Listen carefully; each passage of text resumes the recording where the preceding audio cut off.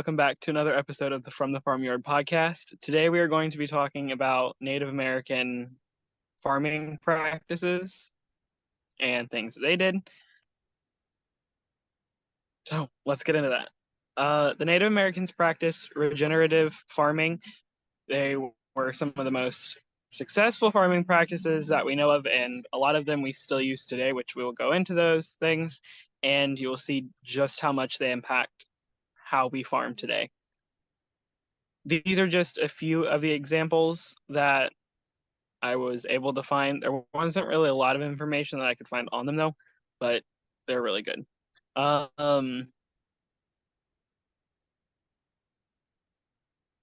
They, not the awkward pause.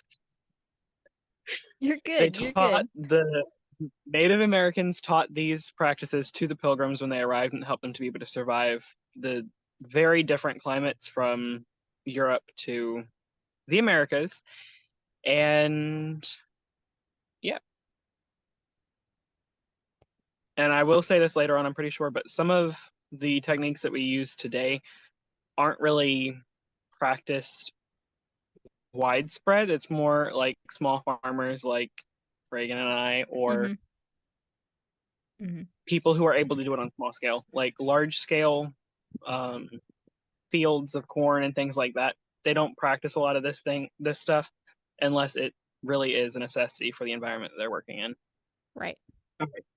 The first thing, I know we've talked about it before, and it is the Three Sisters. I don't remember what video we talked about it, but I know we've talked about it before. We have. I saw it, like one of the ones you have written down. I know we have. I don't remember what specific episode we had it written down in, but I know a couple of the things we may have talked about in previous episodes. But like, this is like a more in-depth. This is neat because Zach did all the research on this himself, so this is all him. I'm giving him the lead on this one. So if you don't hear me that much, that's because I'm not knowledgeable in this area. This is all him. So I hope you just enjoy this cool little tidbit of information in this episode. Thank you. But yes, the Three Sisters, we've talked about it before, but let me go over it a little bit more. It is the process of planting corn, beans, and squash together to benefit all of the plants. The corn acts as a trellis for the beans and is a heavy nitrogen feeder. The beans, like I said a second ago, they trellis up the corn to keep them out of the way, and they are a nitrogen fixer. That means they put more nitrogen into the soil, which the corn and the squash that I have recently learned in the past 12 hours is also a heavy nitrogen feeder. The squash covers the ground so weeds don't poke through and choke out the beans or the corn, because it is a real problem that you get with different things, is different plants taking the nutrients and things, while also keeping the soil moist in times of little to no rain. All of these plants planted together help keep pests down as well. You can add a fourth sister if you want to, and that would be sunflowers. You can also swap some of the sisters out, which I think is really cool. I keep saying it's not good. The beans can be different types of beans, anything that needs a trellis, but nothing too heavy. Like cucumbers, you couldn't replace those out. You couldn't replace them out with watermelons because that look a little weird, but I digress. The squash can be swapped out for smaller melons that don't trellis as much, zucchini, pumpkins, and any other squash, or gourds rather. The original Three Sisters is just a baseline. Try things and see what works for you. Trying and failing brings the best knowledge. A lot of these things were figured out through trial and error. So if you get better results doing a smaller variety of cucumbers on your corn, do that. That'll be perfectly fine. Do you have anything you want to add before I feel like the episode, because I was just thinking what episode we talked, was it companion planting? Was that what this was discussed in? Companion planting, or I don't think it was the permaculture. I think it was companion planting. It's probably both. I mean, it is permaculture, but I don't know if we discussed it in there. But permaculture and companion planting, they go hand in hand. They're pretty cool videos. You should check them out. Maybe I'll have them linked at the end, that way you can see them. They're pretty good. I quite enjoy them. Anyway, continue. I enjoy those too as well. Terracing was mostly done in areas with little to no rain during their seasons, mostly the southwest of North America. Terracing is the act of creating stair-like structures on a steep slope in order to slow what little rain falls, so it can pool in certain areas and the roots can actually collect it instead of it just going downhill to the lowest area. Terracing is still used today in those areas as well as places with flooding to help keep the water from washing those plants out. People will usually do that, mound up soil or mound up certain areas and have ditches or trenches, things like that, bringing the water away from their plants, but also holding some in those areas. Do you have anything you want to add to that one? Nope. Terracing was just really quick. I feel like it's kind of simple to get, and yeah. No, like I said, you're the knowledgeable one in this area. I'm not really gonna give my input on this. I'm like, maybe once in a while, but like, I really don't. This is all you, and you're doing great. Thank you. Irrigation was used in areas with little to no rain as well. A lot of these topics have been, as well as areas with lots of flooding. Same thing as terracing, really just diverting water however you see fit. Many native tribes would make canals in order to hold water and to move it to various locations. With that, before I get into the rest of what I have written, it was this documentary that I watched because I'm weird and I watch documentaries for fun. Y'all can make fun of me for that. That's fine. Nobody make fun of him. If anybody makes fun of him, just know somebody's coming. There may be some comments after those. But one tribe that I saw, and it was somewhere out west, they had everything buried below the canals buried below the ground, so everything could hold the water. It was kind of like cave. It was not caves. It was more like modern day piping. Like they could move things to different areas, and it was all held underground, so it stayed cool and it wouldn't evaporate with the heat. And I thought that was a really cool thing, and that's just what my mind went to when I thought of irrigation, because I mean it's basically what we use today with running lines for hoses or different things. Irrigation was done very differently than it was today. Obviously, they didn't have running water. They waited for the rain, hauled buckets of water, or diverted streams for better use, or built their farms near a more reliable water source, which I find that was mainly the case, except for places out west where rain could fall in different amounts in different places each year, so it was never a reliable source for them. But places in the Northeast, East Coast, those were more reliable.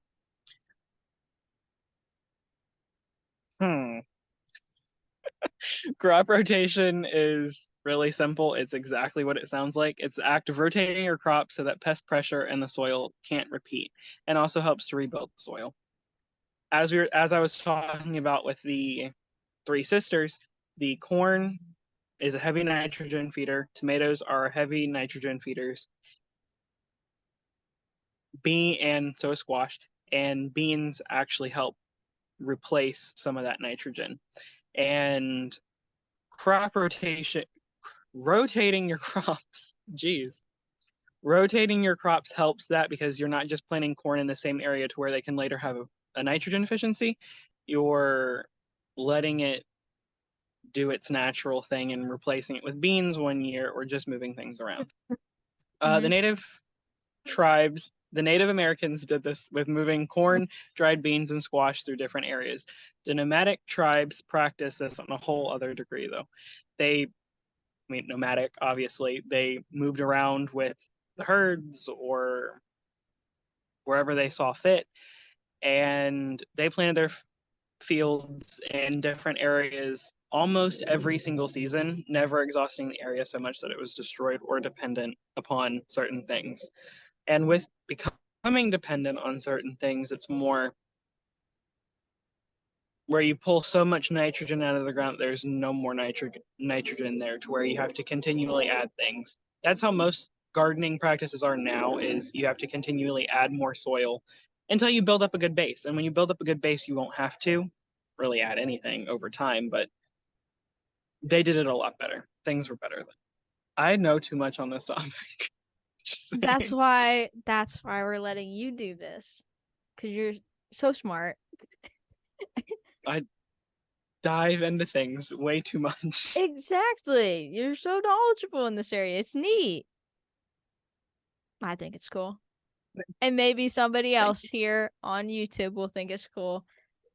Here you go, guys. Hopefully. Fun educational. We can do fun stuff too. This is sporadic. We could do it. This is educational. It's fun. Whoever's watching this. Here's the video that you were looking for.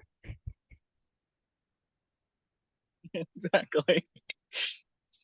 Intercropping. This is the practice of planting multiple crops together for the purpose of the plant's health. Same thing with the Three Sisters. It's kind of exactly that, but the Three Sisters was kind of its own separate thing, where it was more of a tried and true than different things. We have this notion that Native Americans had a lot more plants than they really did. Here to tell you that's not the case. Tomatoes weren't in America before European colonization, along with some other things, but they did have potatoes, corn, beans, gourds, and some melons. They didn't really have a lot, but they had smaller native melons. Silvopastures is something that I've looked a lot into as well. But I will keep it simple for you guys. Silvopasture is the process of integrating trees into grazing areas or clearing the underbrush in a forest to create pasture areas while keeping larger trees for shade and scratching posts. Same thing with the heat that we have where I am right now. It feels like 105 outside today, which is toasty. I was also scrolling on Facebook earlier, side note, scrolling through Facebook earlier, and I saw there was this field, and then right up next to the person's house, they had this umbrella set up, and there was a deer and her two fawns laying in the shade of the umbrella, and caption read, the importance of trees, because if we didn't have large open fields like that, you'd have the trees. So, well, you'd have the animals would be there for the shade. Don't know where that second thought went, but it went there. This is a wonderful process because the forest floor is very rich in nutrients, and moving cattle through those areas can only build the soil if they are being moved on a regular basis, which the Native Americans did really well. The Native Americans didn't necessarily have a lot of cattle cattle or any like big livestock until European colonization, because they really didn't need those. They didn't need livestock. They hunted the herds that they needed. They used everything to the fullest potential, like taking a homesteader to a different level. You use everything. You don't complain. Mm-hmm. Everything has a purpose and has a use. Yeah, that's kind of all I have. I just have my little end note thing. But yeah. Do you have anything you want to add? No? Not really. I mean, like I said, I'm not knowledgeable in this area. But I think it is neat to see how, I mean, obviously, Native Americans, we see how they grew originally and how far we've come, and to see what we've, made it to be, how big our farms are compared to like how they used to be. And I think that's neat in itself. But I think there's a lot of times whenever with these big agricultural, operations, I think they're just sometimes too big for their britches. I feel like sometimes we just need to go back to the more, basic ways, the traditional ways that it all originated from and how it all started. And you can see that, people didn't have these big machines that harvested all the crops. Now, granted, those machines now are so much more convenient for harvesting. And when you're feeding a larger amount of people, yeah, that's great. But I mean, when you look at how, the land was cultivated back then to how it is now, I feel like the earth in itself has kind of gone downhill, because I feel like people aren't taking care of it as much as they used to. I mean, the Native Americans probably just were out, they literally tended to the soil like by hand. Now we're just, putting fertilizers into the soil, and we're putting chemicals into our soil, hoping that, all that corn will grow. Then we're running machines over it, and it's just like, so I think it's neat to get some different perspectives of like growing and stuff, and being able to see like how things originated to where we are now. And I think sometimes it's good to see that, find that middle. And I think we as growers need to try to get back to the original ways of gardening like it used to be. And in some ways it's better. But just personal opinion there. I just think it's neat to see the different variations of how things were grown. I totally agree with that. All of it. Every bit of it. A lot of our current farming practices come from the Native Americans, like you just said too, because we've adapted to our own ways. We've overcome different things. A lot more technology has appeared. And a lot of our crops and livestock come from European colonization. The cattle came with the pilgrims, the sheep came with a different group of people everywhere. With these two groups coming together and creating this new way of farming, we could have, without these two groups coming together and creating this new way of farming, we could have lost some of these to history. In recent years, though, people, don't know where I am. In recent years, though, people have started using these practices more because they worked for hundreds of years. These ways of farming also help the environment instead of taking and never giving back. And that is what you just went over. It's continually demanding something from the earth when those resources aren't there. And that's why we started having to Right. use fertilizer. That's why we had to start using Right. pest killers and things like that. Nobody needed them before. The same pest Because killers were there, but we ignored different things. Right, because if you keep taking and taking over time, it's all going to be gone. And you keep using and using, and you're not putting back in.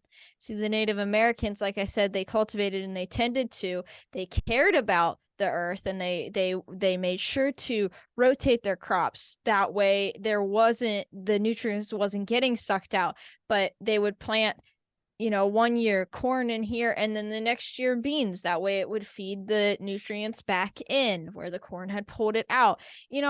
Just looking at that and, seeing that, yeah, like I said, I have my issues with these large agricultural operations, because I just think that it's too much. It's too big. But I mean, my desires are not to ever be that, because I don't care for that style of farming. I understand you're feeding the nation, but I think we need to get this mindset that, yeah, while we're taking, I think we need to also be mindful that we need to give back, just like the Native Americans did all those years ago. And I think we need to get back to those original ways, the traditional ways of farming that worked and that helped the earth, rather than basically draining it at this point. And the best way that I can say that little thing, the taking and never giving back, it's kind of like playing Jenga. I mean, you're continually pulling from that one thing. Yeah, you're getting somewhere, but it's unstable. On the brink of collapse. It is going to collapse eventually. You know it's going to. You just don't know which piece you're going to take that's going to destroy the entire thing. So if you know, you know. But that's where we're at now. You can end it. Okay. I'm good. I'm good if you're good. Yes. Thank you all for watching, and we will see you guys in the next